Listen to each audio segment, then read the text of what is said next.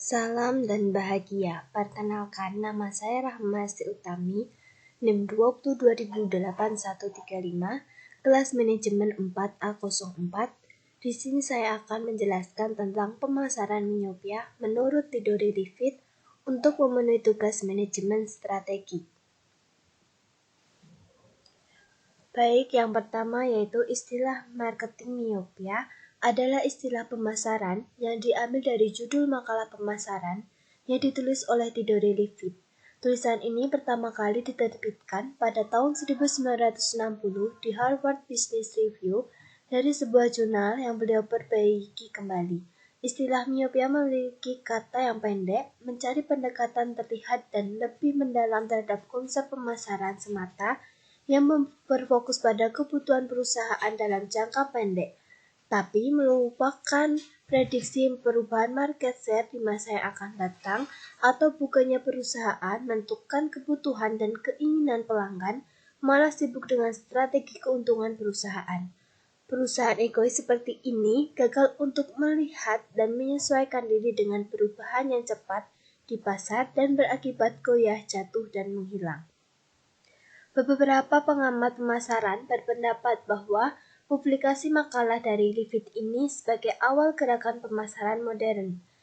Makalah tersebut berisi bahwa visi sebuah organisasi sering dibatasi oleh pemahaman bisnis yang sempit, sehingga para CEO perusahaan beranggapan apa perlu untuk meninjau kembali visi perusahaan mereka dan meredefinisikan kembali posisi pasar mereka dalam perspektif yang lebih luas, sehingga dapat terlihat pengaruh karena konsep miopia Lifit ini sebagai strategi yang pada dasarnya lebih praktis dan pragmatis.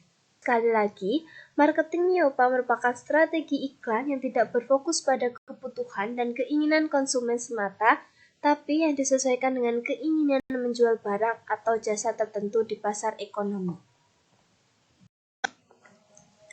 Baik, selanjutnya yaitu tujuan.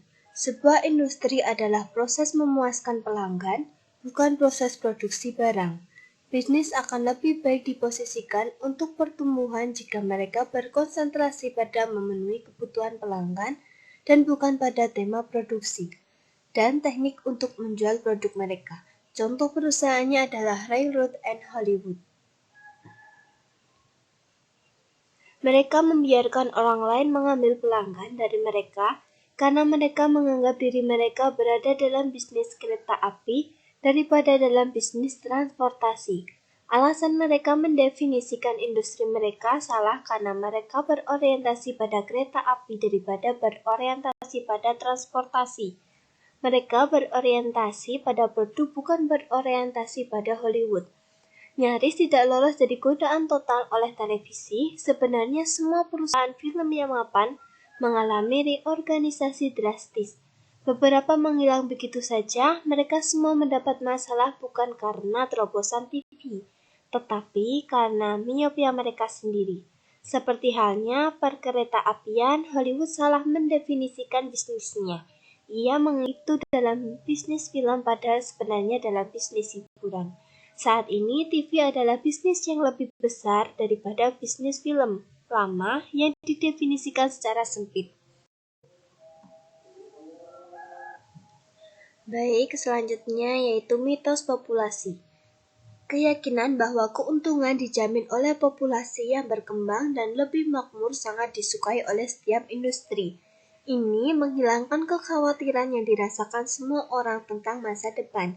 Jika konsumen berlipat ganda dan juga membeli lebih banyak produk atau layanan perusahaan tersebut, pasar yang berkembang membuat produsen tidak perlu berpikir terlalu keras atau imajinatif. Jika produk memiliki pasar yang berkembang secara otomatis, maka tidak akan terlalu memikirkan bagaimana cara mengembangkannya. Salah satu contoh paling menarik dari hal ini diberikan oleh industri perminyakan.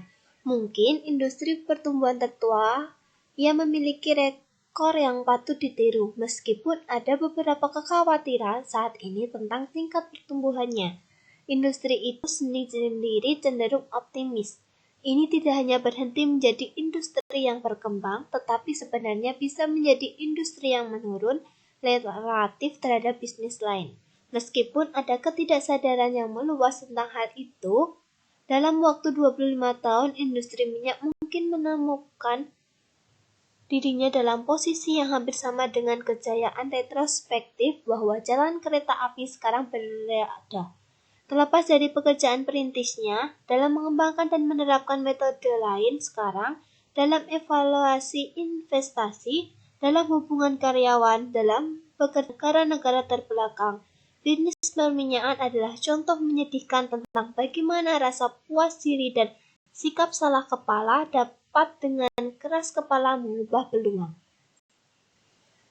Selanjutnya yaitu tekanan produksi. Industri produksi massal didorong oleh dorongan besar untuk memproduksi semua yang mereka bisa. Prospek penurunan biaya per unit yang tajam karena output meningkat lebih dari biasanya dapat ditolak oleh kebanyakan perusahaan.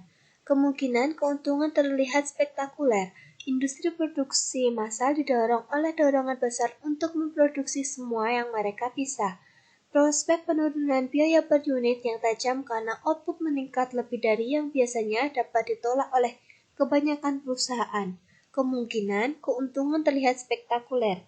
Perusahaan yang benar-benar berpikir pemasaran mencoba menciptakan barang dan jasa yang memuaskan nilai yang ingin dibeli konsumen. Apa yang ditawarkan untuk dijual tidak hanya mencakup produk atau layanan generik, tetapi juga bagaimana itu dibuat tersedia untuk pelanggan, dalam bentuk apa, kapan, dalam kondisi apa, dan dengan syarat perdagangan apa. Yang terpenting, apa yang ditawarkan untuk dijual ditentukan bukan oleh penjual tetapi oleh pembeli. Penjual mengambil isyarat dari pembeli sedemikian rupa sehingga produk tersebut menjadi konsekuensi dari upaya pemasaran. Selanjutnya yaitu bahaya R&D. Perusahaan tidak fokus pada kebutuhan pelanggan, tetapi mereka terus mencoba untuk melakukan R&D. Membayar terlalu banyak perhatian untuk R&D tanpa pertimbangan faktor lain merupakan penyebab bahaya terhadap produk. Teknologi tinggi membuat manajemen menjadi top berat dengan insinyur. Produk itu sendiri menjadi fokus utama dalam marketing. Marketing berubah perusahaan berinvestasi dan berkonsentrasi pada menciptakan produk unggulan dengan upaya terbaik, tetapi mereka tidak berorientasi pada pelanggan yang tidak dapat memenuhi kebutuhan sepenuhnya pelanggan. Perusahaan jenis ini akan menerima apa yang mereka berikan kepada pelanggan dengan bahwa ide-ide yang tidak bernilai. Baik, sekian pemaparan materi dari saya. Banyak salah kata saya, mohon maaf. Salam dan bahagia.